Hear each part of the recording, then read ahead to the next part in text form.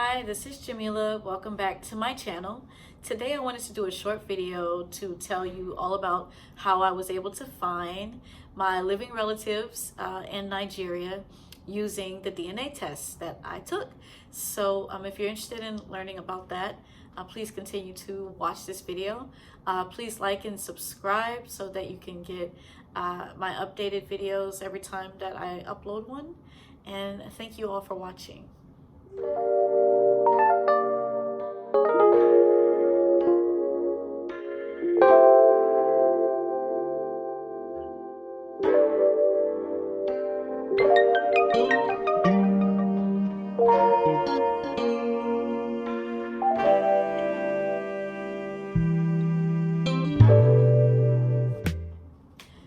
So, DNA test. I have taken the Ancestry DNA test, and I also took the 23andMe DNA test.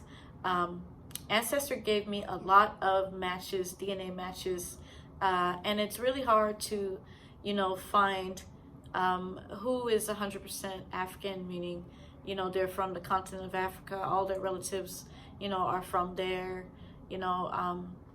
and so therefore they're really a good match for you to find out about where their family came from, because more than likely it pertains to you and your ancestors most likely came from that particular place. So they gave me a lot of matches. Ancestry did, and then 23andMe, which I took later, gave me matches as well, but not as many. So there was a process that I used to find the matches who were from the continent and who were not. So what I did was I would search by country.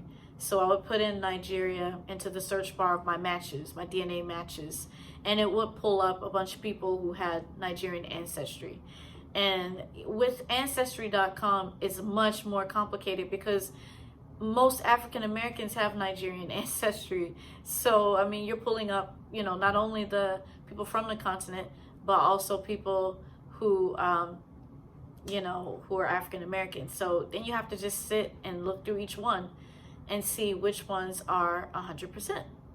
With 23andMe, when I did the same search, it pulled up only, people who were from the continent, which was very helpful. And I only had one. So out of all my lists, I don't know how many is on the list. It's much shorter than Ancestry, but on the list, there was just one. And with her, the lady who I matched with, it was 14 cms. And cms is the number that they measure how much related you are. If you're in the thousands, you're a really close relative. If you're in the teens, you're not so close. Maybe it's generations apart. You don't have a common recent ancestor. So so I looked at both. So I had a lot of Igbo cousins on Ancestry, and I had one on 23andMe. So on Ancestry, the cousins that I was able to find by putting in the search and then looking through each one to see if they were 100% continental African or not. I found a bunch of Igbo cousins from there. And I reached out to one who matched me on Ancestry, and her name is Joy, and she helped me to pinpoint a location because her parents were from the same village, and for generations they had all been from that one place. So I was able to see that. Her and I share about 6 cms. Now, that's pretty common for Ancestry. The Igbo relatives I found on Ancestry, 6. So when I went to 23andMe and there was just one, and I did hers, like I said, we were a lot closer, meaning we're about 14 cms versus the 6. And also there was another reason why I wanted to know more about her, was because when I clicked on the match and looked at, all of her ancestry and, saw that she was, 100% Nigerian, 100% Igbo, that when I clicked to see if we shared any other cousins in common, like any other African American cousins, any other family members whatsoever in common.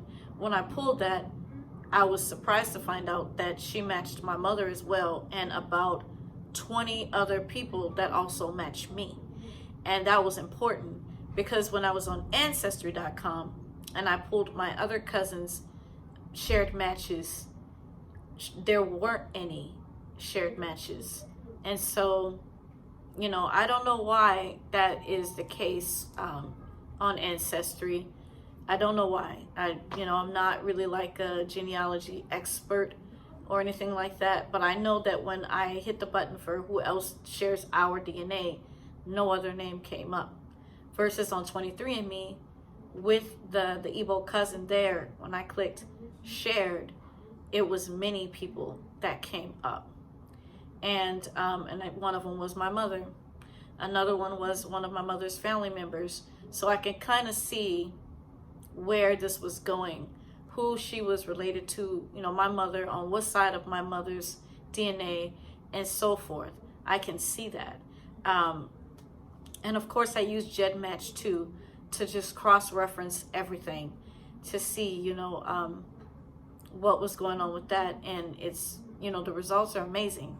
It's really just amazing. You can almost pinpoint when, you know, when the interaction occurred. It obviously occurred, you know, about 5 generations or so, maybe even 6 generations back. I would say 5 is what GEDmatch says that we are related, 4 to 5.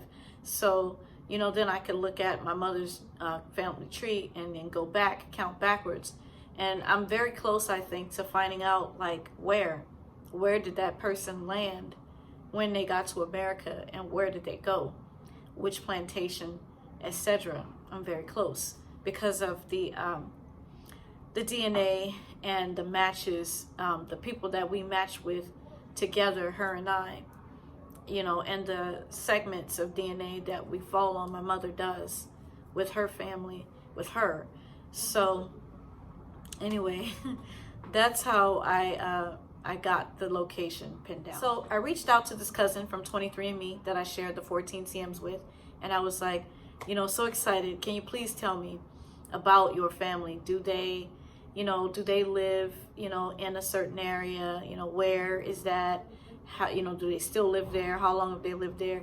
And her response to me, she emailed me back right away, and she told me that her family had been in, you know, Anambra State for generations and generations and generations and generations, like as far back as she knew. And so that was like a big relief to me, and it was good to know that you know, that she knew her family history and that it could be traced that far back to Anambra State. So with that information, I knew, you know, where I needed to go. And she told me, she was able to tell me the village, the town, everything. And, you know, that made a big difference. So with that information, I was able to move forward. So I just want to conclude this video by saying, you know, don't give up. Black Americans, please don't give up. Your relatives are there and they are waiting to be found by you. They want to help you. They want to guide you home. And so, you know, don't give up. Just take your time. Make sure you take, you know, the DNA test. Make sure that you upload to GEDmatch once you get your results.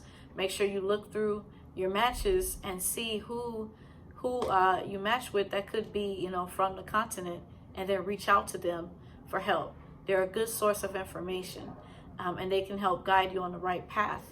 And, you know, you can build bonds with them, and you can, if not, then you could at least know where you come from, and then go there and see what kind of magic happens when you step foot back onto the continent. Not only step foot there, but step foot in a place where your ancestors also were step their foot, where they were born, where they were raised, you know, where they were from.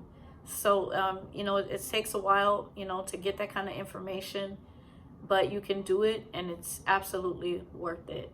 So good luck to you, you know, on your journey.